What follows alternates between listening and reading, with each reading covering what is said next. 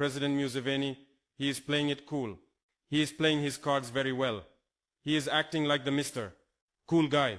You cannot even pin anything on him directly because he is clever. He is not responding to these issues himself. Why? Because the Chief of Defense Forces, the CDF, this is his son. His own son is the one calling the shots here. The command structure of the military, you understand. The CDF is the one who is heading it. And this is where the problem lies. There is no way that the CDF is going to allow Bobi Wine to win this election. Why?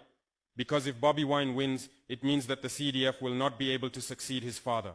Think about it. His father is currently the President of the Republic of Uganda, though technically he is now a presidential candidate because of the elections. Uganda in this transition period doesn't have an official president, but of course Museveni still holds the powers.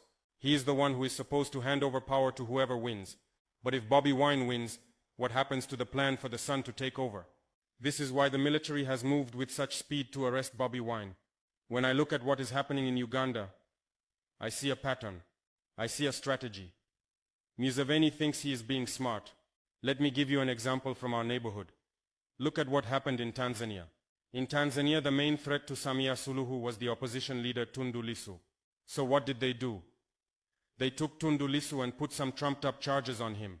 Now he is still in prison, battling with that case. But Museveni, he decided to do things differently. He allowed Bobi Wine to campaign. He let him move around, but he tried to curtail Bobi Wine's movements through military deployment. He surrounded him with security. He monitored him with drones. He intimidated him at every turn. And now, while the results are still trickling in, while they are still being tabulated, Bobi Wine has been abducted. Here is what concerns me the most.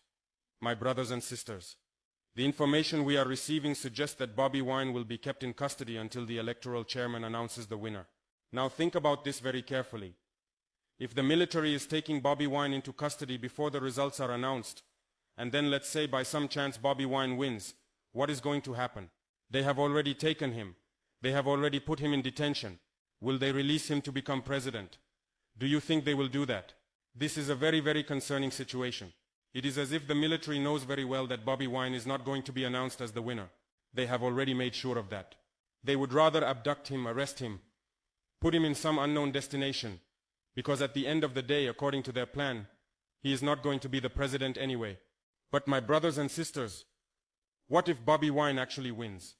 What if the will of the people is so strong that even with all the manipulation, even with all the rigging, Bobi Wine still emerges as the winner? If Bobi Wine wins and they are keeping him in custody, it means that the military will have indirectly initiated a coup. Think about